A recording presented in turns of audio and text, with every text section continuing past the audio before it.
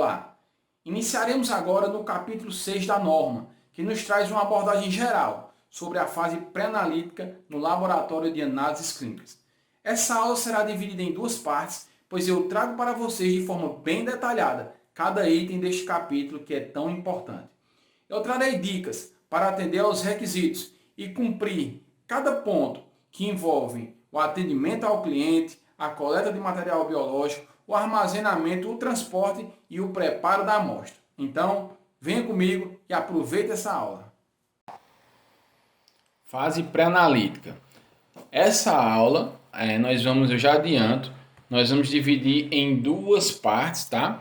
Item 6.1, fase pré-analítica. Por quê? Porque é bem extenso, é um capítulo bem extenso e eu fiz de uma forma diferente. Conforme a gente apresentou o curso, a gente não vai só comentar, eu não vou só comentar, eu vou ensinar como implantar, vou trazer exemplos e essa aula é um desses modelos onde eu vou ensinar bastante coisa da fase pré-analítica, trazendo um conteúdo bem mastigado para vocês do manual pré-analítico da SBPC, tá bom? Então nós vamos dividir em duas aulas e a gente vai iniciar agora em duas partes. Vamos iniciar agora na primeira parte. 6.1.1 O laboratório clínico e o posto de coleta laboratorial devem disponibilizar ao paciente ou responsável, veja só, devem disponibilizar ao paciente ou responsável instruções escritas e ou verbais em linguagem acessível, linguagem simples, orientando sobre o preparo e coleta de amostras, tendo como objetivo o entendimento do paciente. Só antes de explicar isso, relembrando o que é a fase pré-analítica, são todos os processos, são todas as atividades que elas vêm antes da análise do exame, tá bom? Então o paciente, desde o momento que o médico solicita lá, que alguns já chamam de fase pré-analítica, mas iniciando no laboratório, onde ele coloca o pé lá no atendimento, inicia o atendimento, fase pré-analítica, depois tem a coleta, depois tem o armazenamento, o transporte do material biológico, até que chega ali para ser avaliado na triagem, até o momento que avaliou a amostra está ok, vai ser analisada, até aquele momento é fase pré-analítica. E aqui a gente está falando do atendimento, onde a RDC fala que o laboratório clínico tem que disponibilizar instruções simples para o cliente sobre o preparo e coleta de amostras, tá? Então, instruções simples, essas instruções é o que a gente vê em todos os laboratórios tem, são aqueles panfletos orientativos, os folders, que você entrega para o cliente, que ensina ele ali, geralmente tem desenhos, de forma bem simples, como realizar um preparo. E aqui eu trouxe um exemplo de uma coleta de urina masculina, tá? Então, um exemplo bem bacana que eu peguei e por aí você pode se basear, caso o seu laboratório ainda não tenha, ou você queira atualizar, a linguagem tem que ser assim, é muito importante que faça em etapas, que tenham imagens e que existe uma descrição das imagens. Então, lave as mãos, exponha a glande, veja o que é que ele coloca aqui, exponha a glande, a cabeça. Ele coloca o termo técnico, mas ele coloca o termo comum também. Porque a gente sabe que tem pacientes que têm um conhecimento menor e ele não vai entender o que é glande, dificulta, então facilite. E mantenha o prepúcio, a pele retraído, então tá aqui. Lave o pênis com água e sabão, enxague em abundância. Ele vai saber. Enxugue-o com papel toalha, simples. Comece a urinar no vaso sanitário, aqui é para coleta de jato médio, né? Urina de jato médio masculino. Comece a urinar no vaso sanitário, sem interromper a micção, pegue o frasco, coletor e colete aproximadamente 2 dedos de urina. Por que eu trouxe esse exemplo? Você está vendo como é que está a linguagem aqui desse exemplo? Sempre uma coisa muito simples, qualquer pessoa, desde uma pessoa que entenda muito a uma pessoa que entenda pouco, ela vai entender. Comece a urinar o vaso sanitário. Em outras instruções de urina de jato médio, o pessoal diz, urine, interrompa o jato, né? Então vamos evitar, tem que ser uma linguagem simples realmente. Sem interromper a micção, aqui podia até colocar, sem interromper a urina, podia colocar, mas aqui tem um desenho. Pegue o frasco, o coletor e colete aproximadamente 2 dedos de urina. Tá vendo que ele não fala em volume, ele fala colete 2 dedos, né? Porque a gente sabe que para um sumário é suficiente, para uma cultura. Depois, despreze o restante de urina no vaso sanitário, feche o frasco coletor e leve ao laboratório imediatamente. Não precisa saber mais do que isso o cliente. E aí, se for uma instrução mais completa, aí você pode colocar, leve em até 2 horas, poderia colocar aqui, mas o contexto aqui é que devem, a sugestão aqui é que você coloque imagens passo a passo, passo 1, passo 2, passo 3, e escreva de forma mais simples possível para que o cliente entenda. E detalhe, essa entrega desse panfleto não dispensa a instrução verbal, tá bom? Isso é visto em fiscalizações, tanto fiscalização da vigilância pode ser visto, quanto também na fiscalização de uma acreditação PALC, DIC, ONU, seja o que for. Você tem, o atendente tem a responsabilidade de explicar o passo a passo, confirmar se o cliente entendeu e aí ele leva o panfleto para tirar alguma dúvida no ato da coleta, mas isso aqui não pode ser só entregue, tem que explicar também, tá? Se for um cliente que ele diz, não, eu já coletei várias vezes, você vê que é um cliente mais esclarecido, que já é acostumado a coletar, você só entrega o panfleto. Aqui são as instruções mais comuns utilizadas, instruções escritas mais comuns que são entregues para os pacientes. Eu trouxe alguns exemplos, que é essa que a gente viu de urina de jato médio masculino e também tem a feminina, que já é uma sepsia diferente. Coleta de urina de 24 horas, PSA, espermograma, exame citopatológico, secreção uretral, strip test, cortisol, oxiúros, metanefrinas e catecolaminas. Isso aqui tem uma restrição alimentar bem rígida de medicação também, tá? Então eu trouxe algumas das mais comuns, mas existem várias outras. Todas essas você tem que informar, instruir o cliente verbalmente e também entregar o panfleto, o folder que explica direitinho, tá? 6.1.2, o laboratório clínico e o posto de coleta laboratorial devem solicitar ao paciente documento que comprove a sua identificação para o cadastro, processo para cadastro de exames. Olha, veja só, isso aqui é muito sério. Se você trabalha ou tem um laboratório que ainda não pede, não exige a comprovação da identificação do documento com foto, né? Você veja que aqui, inclusive quando for revista a norma, com certeza eles vão alterar isso. Ele diz, comprova a sua identificação para cadastro. Ele não pede com foto. Mas a foto a gente sabe que é o que vai comprovar a identificação. Se você traz só um CPF, você não está comprovando que esse CPF é seu porque não tem imagem. Então, documento com foto.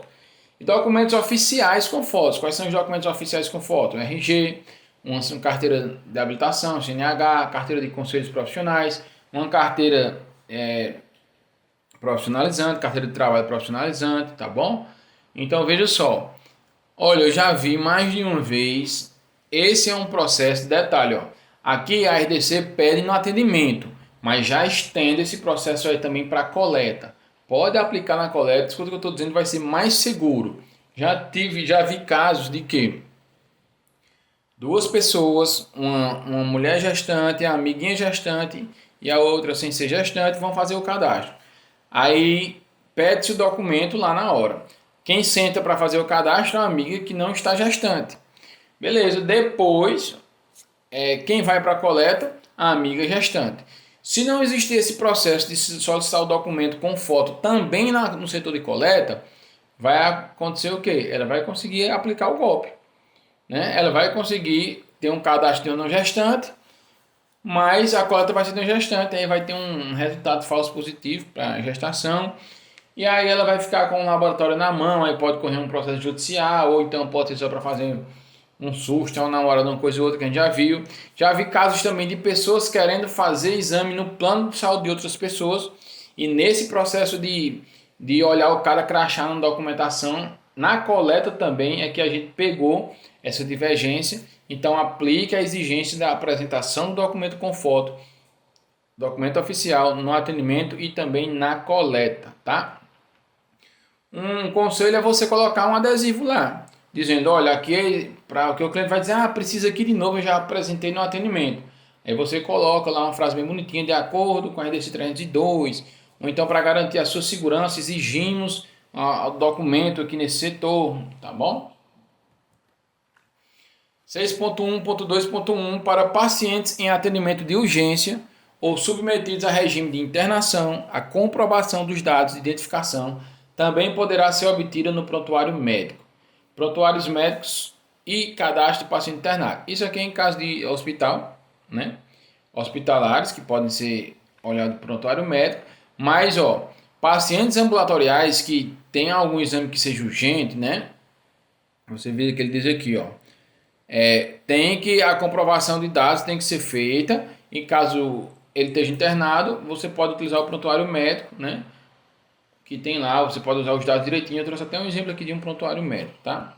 Tem um outro item que ele fala parecido desse aqui também, mas esse é somente isso, né? A evidência objetiva é caso hospitalar, eles vão ver se vocês usam um prontuário médico, vai ver como é esse prontuário, se tem as informações necessárias para o cadastro.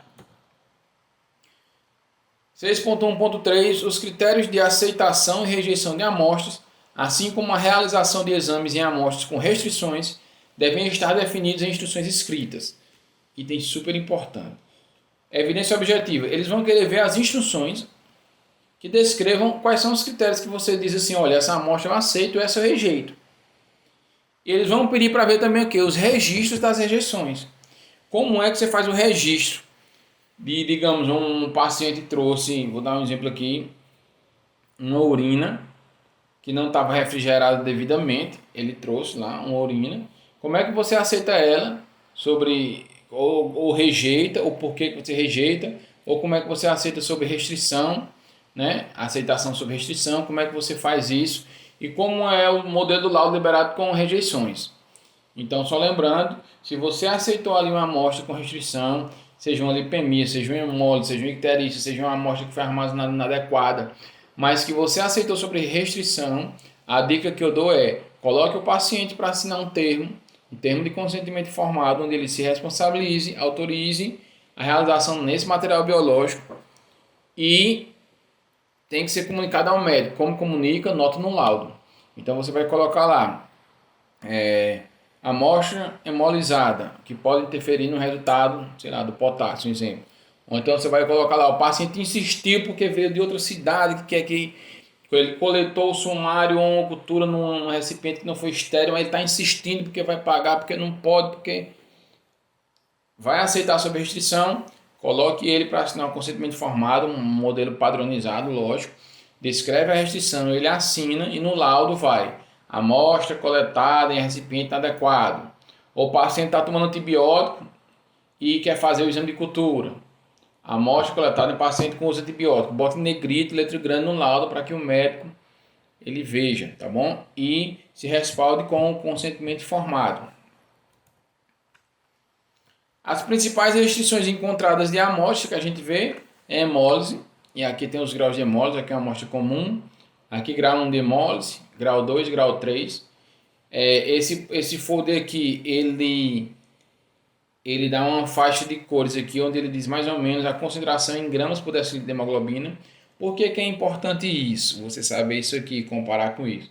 Tem várias bulas que eles, lá nas restrições da bula, nos possíveis interferentes, eles falam, os testes para esse exame não sofreram interferências em concentrações de hemoglobina até 2 gramas por decilitro, ou até, entendeu? Então você vai para saber que para aquele exame, um grau de hemólise 1 não interfere, tá? Mas a gente sabe que os eletrólitos, potássio e outros eletrólitos aí, eles, qualquer grau de hemólise interfere, mas não só eles, também outros exames, então isso é importante. Lipemia, né? É só, você já sabe, mas a hemólise é o quê? A hemólise é a lise da hemácia, é causada geralmente, pode ser um garroteamento excessivo de muito tempo, pode ser a forma que você colocou o sangue no tubo, né? Pode ser, às vezes, até mesmo uma refrigeração inadequada. Tem uma série de fatores que pode ocasionar. Lipemia não tem nenhum problema de coleta, é realmente o paciente que está com alto teor de gordura no sangue, tá? Alto teor de lipídios. Então você vê aqui, ó, esse aqui é um leite, né? Esse aqui, se você vai dosar o triglicerídeo, está de 1.000, 1.500 para cima, né? Então a gente vê, é importante que seja relatado no laudo também a amostra lipêmica, para quando, caso o médico ele venha a suspeitar o paciente de um triglicerídeo muito alto, ele já tem a confirmação, você já vai estar dizendo para ele, olha, eu vi essa amostra lipêmica, isso aqui não tem erro de resultado, realmente está alterado, mas visualmente a amostra também estava alterada, então é uma confirmação a mais para um médico. Se você puder tirar e armazenar essa foto também é importante. Aqui é uma amostra normal, é uma amostra ictérica, aqui normal é ictérica. é a amostra mais amarelada, que é problema hepático, né? Quando existe aí um grau elevado de bilirrubina, tá bom? Então, também algumas bulas elas falam essa amostra, principalmente exames que são colorimétricos, né? E aí eles falam, essa amostra foi testada e não sofreu interferência para graus de icterícia com bilirrubina até tantos miligramas por decilitro. Então é bom que você também tenha esse conhecimento. Fibrina é terrível, né? O pessoal fica, fibrina é o quê? O que foi? Por que é que pede tanta recoleta por fibrina? A gente tem os filetes de fibrina, que são esses daqui, ó. Esse aqui tem uma fibrina já maior, né? Ó, filete de fibrina aqui, tá bom? Veja só, pessoal. Eu vou lhe dizer com muita certeza, por muita propriedade, isso tem na literatura, tá? Existe mais de um fator que causa fibrina, mas isso aqui é uma agulha de equipamento, tá bom? Isso aqui é o problema que a fibrina pode dar na agulha de equipamento, chegar a entupir e parar o seu equipamento, tá bom? Mas um dos principais fatores, um dos principais causadores de fibrina é a centrifugação do soro antes da retração do coágulo. Então, olha, você coletou ali um soro do paciente, é um tubo que tem ativador de coágulo e gel, é um tubo sem gel, sem ativador de coágulo. Você tem que esperar, quando tem ativador de coágulo, é de 20 a 30 minutos. 20 a 30 minutos, até antes disso, né, 10 minutos às vezes, ele retrai o coágulo. O sangue fica todo ali coaguladinho. Você pode virar o tubo que ele não desce. Somente depois dessa coagulação completa é que você deve centrifugar a amostra. Quando a gente vê laboratórios que não aguardam esse tempo, já terminam a coleta e centrifugam, esse é um dos principais causadores de fibrina. Mas aí existem outros sérios problemas de homogeneização, pode acontecer também, existem outros fatores, tá bom? Então, muito cuidado, fibrina dá muita recoleta. E tem laboratórios de apoio que pedem bastante recoleta por fibrina, né? Principalmente aí para exames da coagulação. A gente vê isso aí bem frequente. Então, aguarde a completa retração do coágulo, que é na faixa de 20 a 30 minutos, para que você possa realizar a centrifugação. Homogenize os tubos de 5 a 10 vezes no mínimo, tá? Imediatamente após a coleta, tá ok? 6.1.4. O cadastro do paciente deve incluir as seguintes informações. Pronto. Aqui é o quê? Aqui é o que tem que ter no protocolo de atendimento, no cadastro, na anamnese, né? No atendimento do paciente. Tem que ter o número de registro de identificação do paciente gerado pelo laboratório. Alguns são código, outros é um OS, uma ordem de serviço, que é um registro único. O nome do paciente, a idade, o sexo, a procedência, se é ambulatorial, se é hospitalar. O telefone e o endereço, quando aplicável, tá bom? Forma de ver isso aqui, como é que eles vão ver? Vão pedir para olhar um cadastro. Como é que você faz um cadastro? Vão pedir para olhar o seu software laboratorial, o seu sistema de informação laboratorial. Vamos ver se tem o nome e contato do responsável em caso de menor de idade ou incapacitado. Isso aqui é uma polêmica, né? A gente vê pessoas com 15 anos, 16 anos querendo chegar a fazer exame só. Não deve, pessoal, não deve, tá? Recomendação cautelosa. Tem a presença de um maior responsável, né? E o maior responsável é quem? É quem possui o poder pátrio da criança, pai, mãe, ou caso um outro responsável que tenha a tutela do menor, tá? A sogra foi uma tia, não respalda. Problema jurídico aí pode acontecer, tá bom? Nome do médico tem que ter no cadastro, data e hora do atendimento, horário da coleta quando aplicável. Por que horário da coleta quando aplicável? O que é que acontece aqui? A gente sabe que quando você coleta um sangue lá, no mesmo instante que coletou o sangue, o coletor deve ir lá e registrar a coleta. Tudo bem. Mas às vezes o cliente traz um urino de casa. E a hora que ele entrega lá não é a hora que ele coletou. Então você tem que fazer essa perguntinha, qual horário foi coletado, para que essa informação seja registrada manualmente no sistema. Tá bom? Fezes não precisa, porque a estabilidade é muito boa, é 24 a 48 horas. Agora urina, que a gente sabe que é 2 horas de temperatura ambiente, de 8 a 12 refrigerado no máximo, tem que saber direitinho, tá? E tem que ter e no cadastro tem que ter os exames, principalmente, e o tipo de amostra, tá bom? Evidência objetiva, eles podem pedir para ver aí um horário de coleta de um urina, de um líquido cavitário, um líquido cefalorraquidiano, como é que você está registrando, se está registrando direitinho, porque se você registrar o horário da coleta na hora que ele trouxe, está errado. Tem que perguntar ao paciente, ao responsável, o horário que foi coletado, Aí ele vai dizer, eita, foi ontem à noite. Eu não sei o horário específico, mas diga aí mais ou menos assim, foi entre 8 e 8 e meia, já resolve, tá? E tem que ter também no cadastro, quando necessário, informações adicionais em conformidade com o exame, medicamento em uso, dados do ciclo menstrual, indicação, tudo isso, né? Outros dados relevantes, tratamento, tem que ter tudo.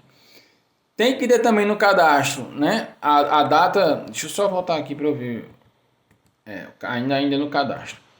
A data prevista para a entrega do laudo, tá bom? Você tem que informar isso ao paciente, né? O protocolo de atendimento que você entrega ao paciente é importante que esteja. E a indicação de urgência quando aplicável. Aí ele pode pedir para ver os cadastros realizados, tá bom? Quando aplicável né, quando é um exame que ele é passível de urgência. Aí é um beta porque eu tô ansioso por isso saber. Meu amigo, ansiedade não é urgência. A gente tem muito, uma das coisas que eu fiz muito no laboratório que eu trabalho, né, no momento, foi a gente definir, na verdade, diferenciar urgência de antecipação. Antecipação é quando você quer muito o resultado por algum motivo que não está relacionado com uma possível patologia. Aí eu vou viajar hoje à noite, preciso levar antecipação. Aí eu tenho um médico, meu médico só vem uma vez a cada 10 anos. Ele só vem uma vez a cada 10 anos aqui. É antecipação. Ah, eu preciso pegar esse resultado porque o médico é amanhã, senão eu perco, eu tenho que pagar de novo. Antecipação. O que é urgência? Exame de urgência. São exames em que aquele resultado, ele pode, a saúde do paciente depende daquele resultado e pode ser prejudicada caso tenha um atraso.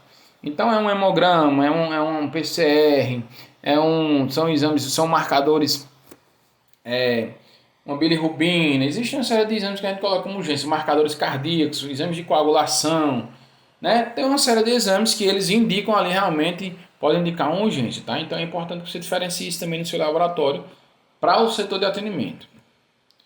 6.1.5. O laboratório clínico e o posto de coleta laboratorial devem fornecer ao paciente ambulatorial ou ao seu responsável um comprovante de atendimento com. Aí o comprovante de atendimento é aquele, pode ser uma folha completa, pode ser metade, que você entrega para o paciente, o responsável, que tem o número de registro dele, o nome do paciente, a data do atendimento, a data prevista de entrega do laudo e a relação dos exames ali e dados para o contato do laboratório, no mínimo isso, tá? Aí eles podem pedir para ver o comprovante. Aí eu vou aqui dar uma dica de ouro. Nesse comprovante é importante que você, quando tiver esse comprovante, você deixe algumas informações prefixadas nele, que saia em todo o comprovante. Pode ser aquela letrinha bem pequenininha no canto, mas que você deixe uma, porque o paciente, esse comprovante, ele deve assinar. E a via assinada deve ficar com o laboratório e ele recebe a outra via igual, sem assinatura. Mas nessa via assinada é super importante. Olha, veja só, converse com o setor de atendimento de sua empresa, converse com o RH. No caso é atendimento ou, né, até a parte técnica também, para que vocês implantem isso caso não tenham. Observação 1.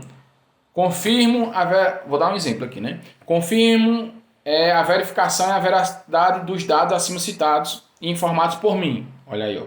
Você já se respaldou que o cliente, quando ele assina, ele já está dizendo, esses dados aqui realmente são meus, eu verifiquei. Entendeu? 2. Aí você, notas fixas num comprovante de atendimento. Estou ciente de que algum imprevisto pode ocasionar um atraso do exame e eu serei comunicado e esse atraso pode ultrapassar o prazo aqui descrito. Algo do tipo também, porque tem algum previsto. Ele assinou, ele concordou, você já não pode, mediante o processo judicial, você já utiliza esse termo que deve ser um registro crítico, deve ser bem guardado, bem armazenado, pode lhe livrar de um processo aí, né? Livrar pelo menos de uma condenação, né? 3. Possibilidade de convite para recoleta. Você coloca lá. Estou ciente que é possível que eu seja chamado para realizar uma recoleta por algum motivo, algo assim. Você coloca também. E 4. Esse 4 eu recomendo só para exames quando é o autopedido. Quando, digamos, não tem uma solicitação médica, o paciente está fazendo particular sem solicitação. Para esse tipo de paciente, você pode ter um protocolo que tem essa informação. Assumo a responsabilidade da solicitação desses exames, entendeu? Ou então solicito, autorizo a realização desses exames do meu material biológico, algo do tipo. Pessoal, isso aqui é muito importante, tá? Não deixe de fazer isso no protocolo de atendimento do seu laboratório, não deixe. Isso aqui vai lhe garantir aí, tá respaldado em muitas coisas, tá? 6.1.6, o laboratório clínico e o posto de coleta laboratorial devem dispor de meios que permitam a rastreabilidade da hora do recebimento e ou coleta da amostra. Então, meios que permitam a rastreabilidade, né? Veja só, os sistemas laboratoriais de hoje, de informação laboratorial, todos permitem o registro, assim, a grande maioria, né? Eu acredito que não tem nenhum que ainda não permita, que você registre o horário ali, o horário da coleta. Então tem que registrar, não adianta você ter no sistema e o seu coletor está esquecendo de registrar. Terminou a coleta lá do seu Antônio, vai lá, antes de ir para a próxima coleta, vai lá, já usa a pistola de código de barras, ou registra digitando mesmo algum número lá, mas registra que você vai saber que foi fulano coletou, a coletora Maria que coletou o exame do seu Antônio, sangue, tubo tal, código de barras tal data, tal hora. Rastreabilidade completa. Você tem que ter isso daí no seu sistema de informação laboratorial. Tá? Código de barras ajuda demais nisso daí, tá? As etiquetas hoje em dia já saem com código de barras que contém todas as informações. A amostra deve ser identificada no momento da coleta ou da sua entrega quando coletada pelo paciente. Então, assim, nas instruções escritas você deve dizer isso. Tem que ter instrução escrita que deve dizer isso, né? E geralmente a recomendação aqui é você criar um manual de atendimento, né? Ou manual de fase pré-analítica, ou manual de atendimento, instruções de atendimento, onde você descreve cada etapa dessa. E essas instruções de atendimento, esse manual você vai utilizar para treinar a sua equipe de atendimento de novos atendentes, tá? Então, assim, o momento da coleta ou da entrega, quando coletado pelo paciente, deve ser registrado. O cliente trouxe ali, a amostra deve ser identificada no momento da coleta ou da sua entrega. Então, o cliente trouxe ali a urina, você tem que ver se ele já colocou a etiqueta do laboratório, ou se está sem etiqueta, cadê a etiqueta? Eu esqueci. Então, me dê o seu documento aí, eu vou procurar e eu vou imprimir a etiqueta nova. Mas faça essa identificação no momento da coleta, não deixe para fazer depois, tá? Tá bom? A etiqueta é essa aqui. Aqui a gente colocou tubo de sangue, os tubos são coletados, mas existem casos também que o paciente coleta um tubo de sangue em uma farmácia ou um parente coleta no hospital. Ele pode trazer o tubo coletado. Recomendo que vocês utilizem um formulário à parte, registrando isso, que fulano coletou, foi em tal local, os exames foram esses, assumindo a responsabilidade da coleta. Não somente simplesmente receba o tubo de sangue sem um consentimento informado para isso. Deve ser identificado o nome do funcionário que efetuou a coleta ou que recebeu a amostra de forma a garantir a rastreabilidade. Isso aqui também é o quê? Os sistemas de informação laboratoriais de hoje, eles têm usuários, né? Usuários individuais. Então, quando o usuário individual, o cliente trouxe ali a urina, a fezes, um escarro, uma saliva, ele pega lá, abre o usuário dele, entra no sistema e registra lá o recebimento naquele momento. Então, o sistema vai dar rastreabilidade de recebimento total. E isso também tem que estar descrito no documento do atendimento, nas instruções de atendimento. Deve ser identificado o nome do funcionário que efetuou a coleta ou recebeu a amostra, tá bom? Mais uma vez, rastreabilidade, código de barras. 6.1.8. O laboratório clínico e o posto de coleta laboratorial devem dispor de instruções escritas que orientem o recebimento, coleta e identificação da amostra. Pronto. Então, no manual de atendimento, nessas instruções de atendimento, tem que ter um capítulo lá que diz direitinho como as amostras são recebidas, como são coletadas e como é a identificação. É identificado no ato do recebimento, no ato da coleta, através da etiqueta, papapá. A etiqueta é lida em voz alta para o cliente confirmar o nome dele. Você vai falar, descrever lá como é feito o recebimento no seu laboratório, tá bom? Como é feito o recebimento e a identificação aí do material biológico.